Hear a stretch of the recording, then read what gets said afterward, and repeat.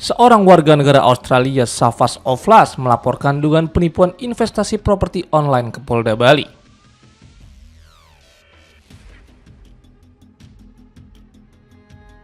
Kasus ini berkaitan dengan proyek real estate mewah di Lombok, Nusa Tenggara Barat yang dipromosikan melalui media sosial dengan nama Marina Bay City. Korban mengaku awalnya tertarik setelah melihat iklan proyek tersebut pada Maret 2025.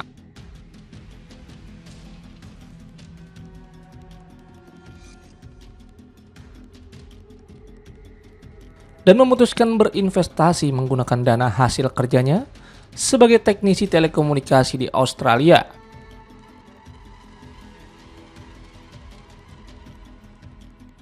Namun, alih-alih mendapatkan keuntungan, proyek yang dijanjikan justru tidak sesuai dengan kenyataan, hingga menyebabkan korban mengalami kerugian lebih dari 1,3 miliar rupiah.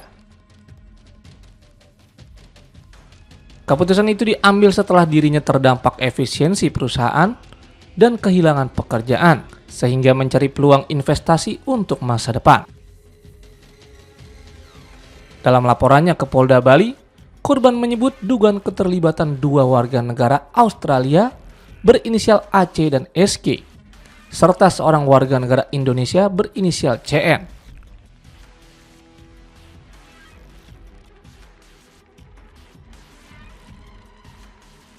Didampingi kuasa hukumnya, korban berharap kasus ini dapat segera dituntaskan.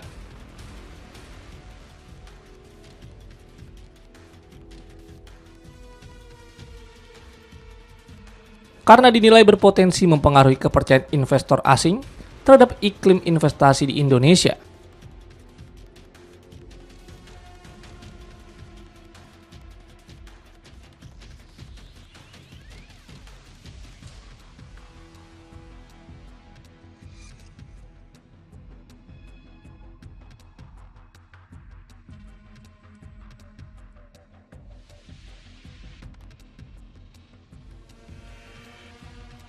What he said to me was very appealing, right? I thought it's a very good investment. He made presentations. I thought it was a beautiful site, beautiful beach. Plus also, I'm nearly 60 years old, looking at retiring soon, right? So I wanted to, and after losing my job I just mentioned, I wanted to secure the future of my children by making an investment here to generate an income. Plus also, we were also thinking about, with my wife, talking of moving here. My wife wants to bring our young children here because life in Australia is becoming very expensive and very unaffordable.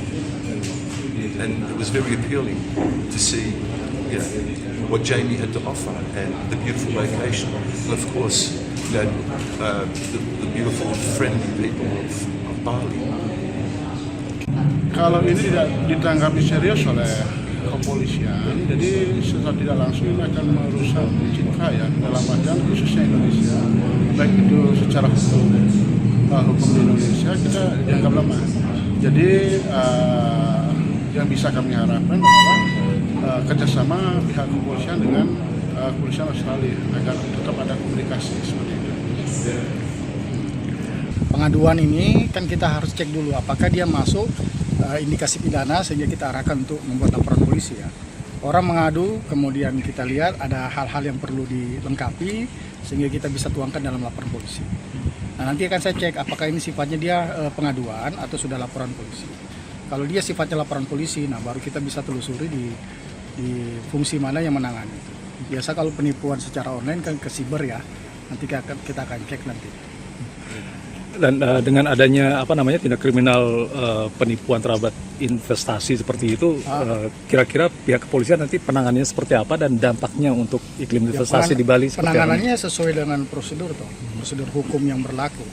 Terpenuhi apa tidaknya terjadinya penipuan secara online ya, secara teknis tentunya kita sudah ada aturan bermain ya, ada tata cara bermain SOP sesuai yang diatur di KUHP maupun KUHP, dan itu menjadi domain dari teman-teman Direktorat Reserse Siber nanti. Itu akan berpengaruh nggak kira-kira dengan iklim investasi jika kasus-kasus seperti itu muncul? Pengaruh tidaknya kan kita masih belum bisa menyampaikan secara luas ya. Artinya itu berpengaruh secara signifikan dengan dampak ini atau tidak kan kita tidak bisa menyampaikan itu secara detail. Yang jelas yang kita bisa sampaikan bahwa setiap ada perbuatan penipuan apapun bentuknya secara online, baik investasi maupun yang lainnya, menjadi domain pekerjaan polisi. Ini yang menjadi fokus kita untuk mengungkap dan menindaklanjuti perbuatan pidana itu.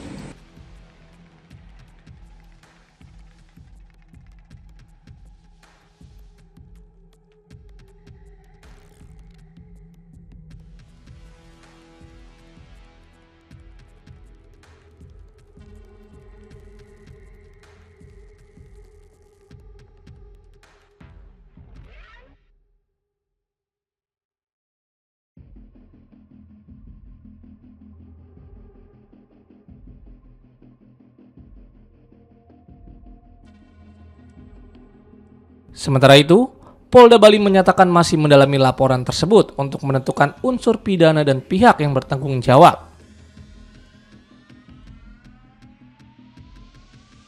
Jika terbukti sebagai penipuan berbasis digital, penanganan kasus akan dilakukan oleh Direktorat Reserse Kriminal Khusus, khususnya unit cyber.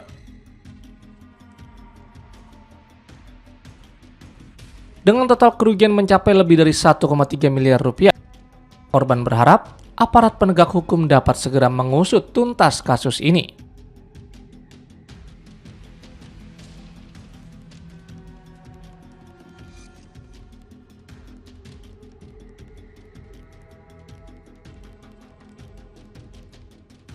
Kasus ini menjadi pengingat bagi masyarakat untuk lebih berhati-hati dalam berinvestasi secara online, terutama yang ditawarkan melalui media sosial.